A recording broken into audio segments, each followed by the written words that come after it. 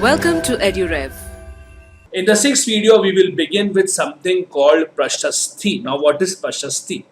See, in Hindi, if you try to translate Prashasti, that means a written account appreciating someone, a written account of someone that appreciates or that tells about their achievements and tells about how big a life they had. It was a very common practice at that time. Us time pe most of the kings used to have their own prashasti. It's kind of an introduction or kind of a life summary character sketch written for the king by their poets so that people coming after them सालों बाद भी कोई पढ़ेगा तो they can understand अच्छा ये ऐसे थे. So many prashastis were written. Now, for example, if you work for a king, मैं एक king के लिए काम करता हूँ and I know if I please him, अगर मैं उनको खुश कर दूंगा, they will give me good things in return. And I am writing his prashasti. So obviously I will write big things about him, right? I will write things like अरे ये सबसे ताकतवर आदमी थे. He used to see and fire used to emerge. From his one hand, he used to bend everything. He used to break tanks with his hand. So usually prashastis, when you see, these are over the top accounts. Some of them are true, but many of these information in prashasti are over the top accounts because only when the king was happy they used to give in return presents and gold coins etc. to the poet. So they used to write over the top accounts. Now, on the other hand, prashastis also are a very important source of information about many rulers of that time. For example, Samudragupta of the Gupta dynasty, one of the most famous kings of India, one of the most famous kings of the Gupta time. About him, we get to know a lot from his Prashasti. His Prashasti was written by Hari Sena, who was his court poet. It was written on the Ashokan pillar at Allahabad. The Allahabad Ashokan pillar is very, very important because multiple rulers have written on the same pillar. Because it is very, very strong and it is at a very significant position. The inscription is written in Sanskrit and it is a Prashasti of Samudragupta. Prashastis are also composed for many other rulers such as Gautami Putra Shri Satkarni. About him we studied in the last lecture that he was a Satavahana ruler. They became very, very important from the time of the Gupta rulers and every well-known ruler wanted a Prashasti for his or her. Let's go back to Prashasti of Samudragupta. As I said, it used to be in glowing terms about the king. It said that Samudragupta was a warrior, a king. He used to win in battles. He was also a great poet and he was in fact equal to the gods themselves. Apart from this, it also said that the rulers of Dakshinpad, that means the Satavahanas, they surrendered to Samudragupta after being defeated and then they were allowed to rule again. In fact, Assam, coastal Bengal, Nepal, many other Sanghs in the northwest, they gave gifts to Samudragupta and they attended his court because all of them were afraid of it. The rulers of the outlying areas, that is the descendants of the Kushanas, means the people who came from outside, rulers of Sri Lanka, all of them offered in marriage their daughters to Samudragupta. Now, archaeologists don't know which of this is correct, which of this is not correct. But as I said, mainly, usually Prashastis were written in very glowing terms, and many of the times they had information which was not even true, but they wanted to praise their rulers.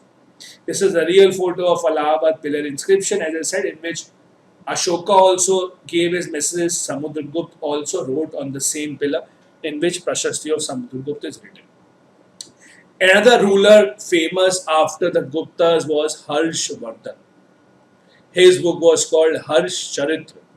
After the Gupta rule ended, it was Harshvardhan who now became a very famous ruler. He ruled about 1400 years ago and his court poet was Ban Bhat. Now it is important to remember court poets of these rulers. Ban Bhat wrote his biography called Harsh Charitra in Sanskrit.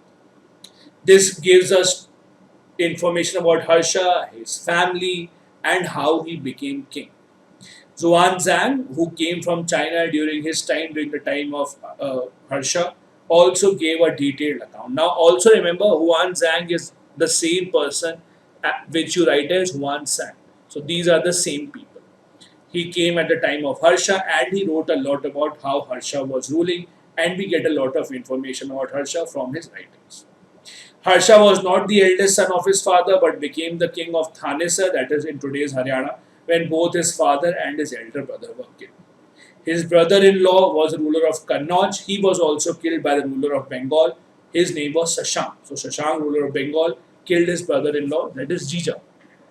Then Harsha took the responsibility and he took over the kingdom of Kannauj and led an army against the ruler of Bengal. That is when at a very, very young age he became the ruler. He was successful in the east and conquered Magad and Bengal, but was not really successful at other places. He tried to cross Narmada river to go into Deccan, but he was stopped by a ruler of the Chalukyan dynasty called Pulakesin II. So there are enough records available to prove that Pulakesin II stopped Harsha from going towards the south part of India. This is again a very important map that will help you understand the areas in which Harsha was ruling. So this maroon area is the Harsha's empire. This is the Chalukya dynasty. This is where there was Pulakesin II who stopped Harsha from going towards the south. This was Thanesar. It is in today's Haryana where he. Now, apart from Samudragupta, there were many other Prashastis found in different dynasties. Prashastis were also found for Pallavas, for Chalukyas, and Pulakesin also.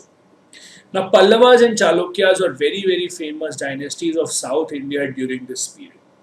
The kingdom of Pallavas mainly was centered around their very famous capital called Kanchipuram. Kanchipuram was very famous for the art and architecture of the Pallavas. Pallavas, in fact, were the dynasty that have said to give new heights and encouragement to the Dravidian style of temple architecture. Dravidian style of temple architecture, and most of the amazing temples that you see in South India, all of that designing was started with the Pallavas.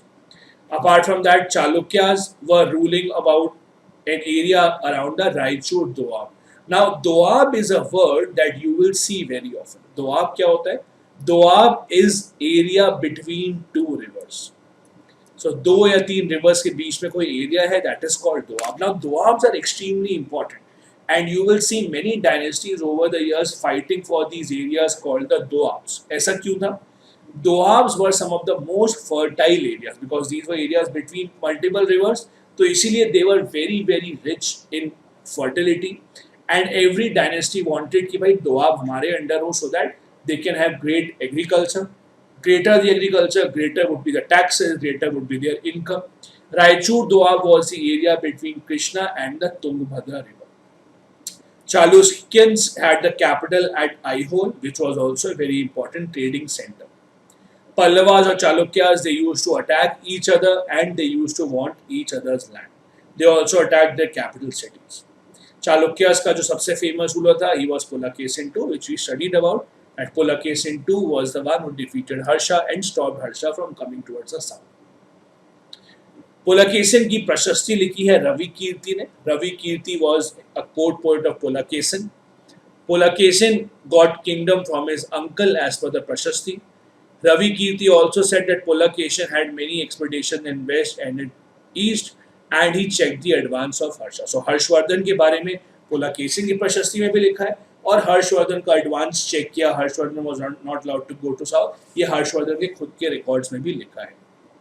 Ultimately, both the Pallavas and the Chalukyas were removed, and new dynasties came in the form of Rashtrakutas and the Cholas, about which you will study later on.